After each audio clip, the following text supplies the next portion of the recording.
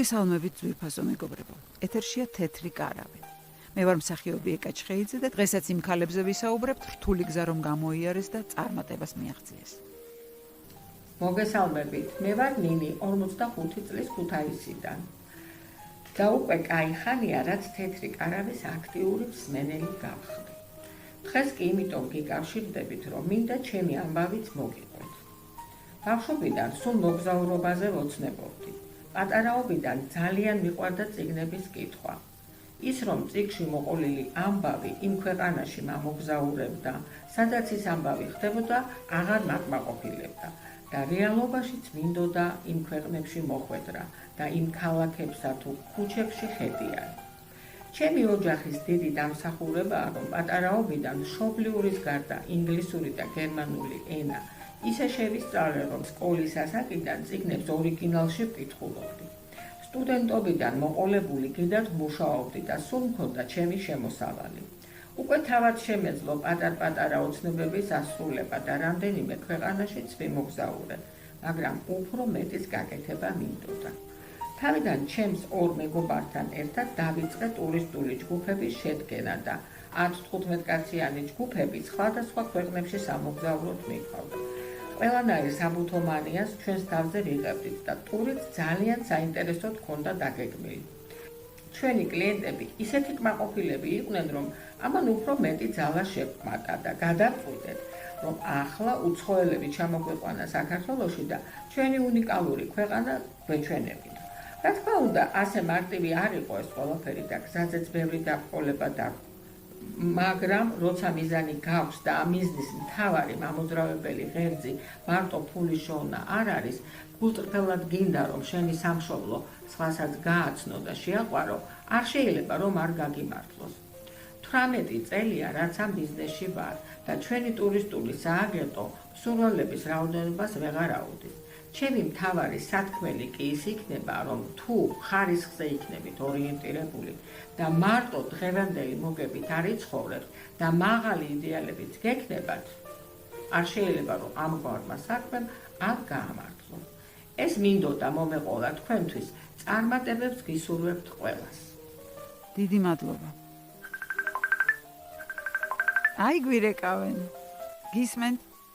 მოგესალმებით, მე მქვია ანა, საერთოდ არ მქონდა გეგმაში, რომ თეთკარავში ჩართულიყავი, მაგრამ მეც გამიჩნდა სურვილი ჩემი გამოცდილება გავოზიარო იმ ადამიანებს, ვინც ახლა იწყებს ბიზნესს, ან უკვე დაწყებული აქვს და წარმატებით არ მისდის საქმე. ბავშვობიდან ძალიან მიყვარდა კერვა და მიუხედავად იმისა, რომ პროფესიით ქიმიკოსი ვარ, როცა ფინანსურად ძალიან გამიჭირდა, სამსახურს თავი დავანებე და კერვა დავიწყე. შეკვეთები ბევრი მქონდა, მაგრამ ძალიან მღლიდა ეს საქმე და უფრო მეტად კი ის ურთიერთობები ცალკეულ კლიენტებთან რომ მიწერდა. რაღაც უნდა შემეცვალა და სწორედ მაგ დროს აღმოჩნდი ტრეინინგზე, რომელიც იმ მთავარ კანონებზე იყო, რომელიც ყველამ უნდა გაითვალისწინოს ბიზნესში. სათითაოდ გვეკითხებოდა, ვის რა გვაინტერესებდა, რა გვიქმნიდა დისკომფორტს და რის წამოწყებას გეგმავთ. მე ჩემზე მოუყევი მაშინვე მირჩია, რომ კერვისთვის თავი არ დამენებებინა, მაგრამ ინდივიდუალური უნდა შემეწყვიტა და სერიული პროდუქცია მეწარმოებინა.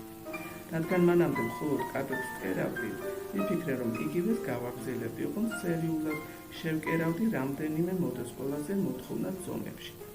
არაო, მითხრა, ჯერ ბაზარი უნდა გამოიკვლიო, ისი დეფიციტიც არის, თქვენთან ის ნიშა უნდა დაიკავო.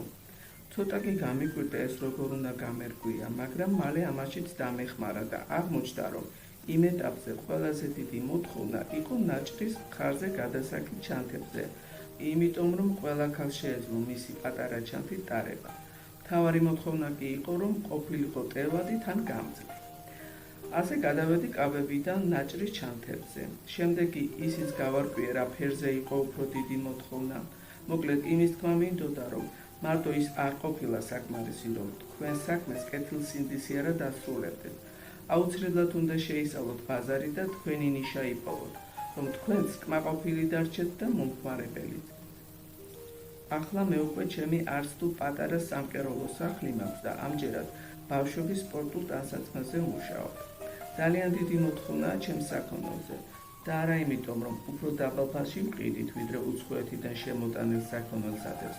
პირიქით, უფრო ძვირი ცხვირს. ჩვენი უპირატესობა ის არის, რომ მხოლოდ ბუნებრივ მასალას ვიყენებთ და ეს რაოდენ მნიშვნელოვანია, ყველამ კარგად იცით. გემშვიდობებით და აბა წარმატებულ დღეს გისურვებთ. ძვირფასო მეგობრებო, ჩვენი საეთერო დრო ამოიწურა და მე ისევ ერთი კვირით გემშვიდობებით. მომავალ შეხვედრამდე.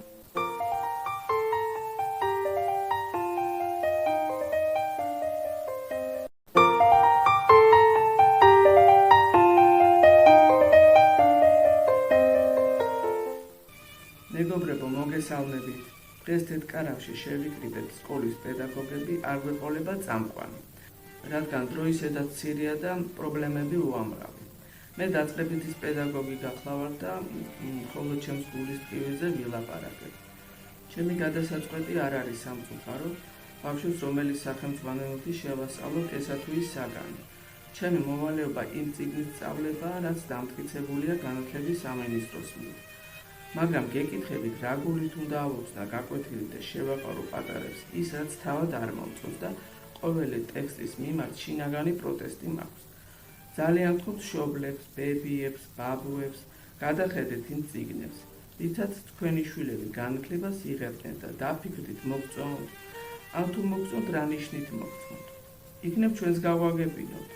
თუ წაიკითხავთ, ბევრი ფიქრი არ დაგჭირდებათ იმაზე, რომ თუნდაც პირველი წიგნი, რომლითაც პატარები მშობლიურ ლიტერატურას უნდა ეზიაროთ, ახლოსაც ვერ მივა იაკობ გოგებაშვილის დედაენასთან. მაშინ რა ხდება? რატომ ვცვლით? თუ უკეთეს ვერაფერს ვთავაზობთ პატარებს. დაწყებითი სკოლა ხომ საძირკველია, რაზეც მერე უნდა დაშენდეს ყველაფერი. ძალიან გთხოვთ, ყველა მიფიქრეთ ამაზე, ეს მთელი ერის საზრუნავია და იქნებ გამოსავალი ერთად გამოვნახოთ. ნუ დაუსახიჭრებთ ბუნებას პატარებს. მერე ძალიან გვიან იქნება, ხომ გახსოვთ ყველას ჩვენი ბრძენი წინაპრები, რასაც გვეუბნებოდნენ. თუ საძირკველი დანგრეულია, მაშინ კედლების აშენებისთვის ყოველი შრომა დაკარგულია. მოგესალმებით. მე მათემატიკის პედაგოგი გახლავართ და ჩემ შემთხვევაში უფრო რთული იქნება ყველასთვის გასაგებ ენაზე საუბარი იმ პრობლემებზე, რაც ჩემს საგანს უკავშირდება. დაწყებითების გარდა ყველა კლასს ვასწავლი და მინდა გითხრათ, რომ ზოგჯერ თავადაც მიჭირს რაღაცეებში გარკვევა. ჩემი დაკვირვებით და სხვა პედაგოგებთანაც მქონია ამაზე საუბარი, გამიზნულად არის შეტანილი უნდოვანება ბევრ საკითხში. და ახლა ვეცდები ახსნა, თუ რას ემსახურება ეს ყველაფერი. ჯერ ერთი, როცა მოსწავლეს უჭირს გაერკვეს ამოცანის შინაარსში და ვერ ხსნის მას დამოუკიდებლად, რამდენიმე შემთხვევის შემდეგ ის კარგავს თვითრწმენას, რომ მას არ აქვს უნარი დამოუკიდებლად დაძლიოს და შეისწავლოს საგანი. აქედან ჩნდება რეპეტიტორის აყვანის აუცილებლობა. თითქმის ყველა ჩემი მოსწავლე იშვიათი გამონაკლისის გარდა მათემატიკაში ემზადება და მხოლოდ იმისთვის, რომ რეპეტიტორმა გასაგებ ენაზე გადმოუთარგმნოს ის, რაც სახელმძღვანელოში წერია. რატომ? როცა შეიძლება, რომ მარტივად და გასაგებად მივაწოდოთ მოსწავლეებს ეს საგანი და კი არ შევაშინოთ და შევაძულოთ, არამედ გავუადვილოთ სწავლა და შევაყვაროთ. დიდი მადლობა ყურადღებისთვის. მეგობრებო, მე ინგლისურის პედაგოგი ვარ და რაზეც ნამდვილად ვერ დავიწუწუნებ არის ის, რომ ამ თაობამ აქამდე ყველა თაობაზე უკეთ იცის ინგლისური ენა. ეს ეხება ნებისმიერი ასაკის ბავშვებს, სულ პატარებიდან დაწყებული უფროს კლასელები დამთავრებული. მაგრამ რა ხდება? ჩემთვის უდიდესი და გადაუჭრელი პრობლემაა მათი დამოკიდებულება მობილურების მიმართ. ვერანაირად ვერ ვახერხებ მათი ყურადღების ბოლომდე მიპყრობას. განუწყვეტლივ ტელეფონში არიან თავჩარგულები და საერთოდ ამაზე მეტად არც არაფერი აინტერესებთ. ხან თხოვე, ხან გაუბრაზდი, ხან ჩამოვართვი, მაგრამ ვერაფერს გავხდი. ეს უკვე ვირუსივითაა, რომლის საწინააღმდეგო რაღაც შესაბამისი ვაქცინაა გამოსაგონებელი. არ მგონი ეს მარტო ჩემთან ხდებოდეს. იფიქრეთ ამ საკითხზე, ერთად ვიფიქროთ და იქნებ რამე გამოსავალიც ერთად გამოვნახოთ. თეთრკარავს კი დიდი მადლობა ჩემგან, პედაგოგებისგან, რომ საშუალება მოგვეცა სადმე მაინც დაგვეფიქსირებინა ჩვენი გულის ტკივილი. მომავალ შეხვედრამდე.